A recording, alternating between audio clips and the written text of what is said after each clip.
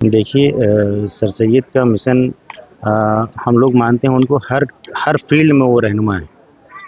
हम लोगों को एजुकेशन के साथ साथ अपना हेल्थ भी देखना होता है, हेल्थ इशू। और दूसरी चीज़ इसको मुंसलिक करने की बात होती है तो हम कभी मेजर ध्यानचंद की बात करते हैं ना। मेजर ध्यानचंद हमारे यहाँ हॉस्टल है, ठीक है। वो इसके आपके हॉकी के जादूगर कहे जाते थे भारत की तरफ से। हमारे इंडिया को रिप्रेजेंट करते थे एक ज़माने में। उनके नाम पर हमारे यहाँ हॉस्टल है अलीगढ़ में।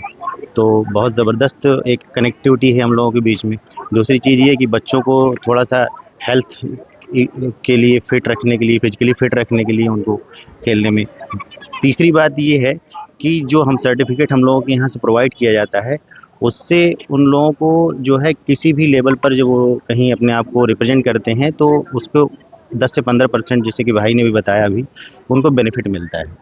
उसमें नौकरी में जाना आसान होता है, कॉलेज और यूनिवर्सिटीज़ में एडमिशन लेना आसान होता है। नहीं, हमारे यहाँ अल्हम्दुलिल्लाह कोई अभी इंटरनल कोई ऐसी पॉलिटिक्स नहीं है।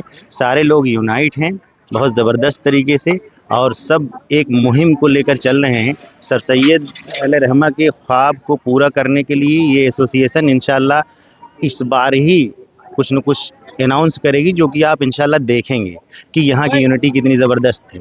ये एलिगेशन बिल्कुल गलत है। थोड़ा बहुत इख्तलाफ होते हैं, 5 उँगली अल्लाह ताला ने बनाई वो बराबर नहीं है।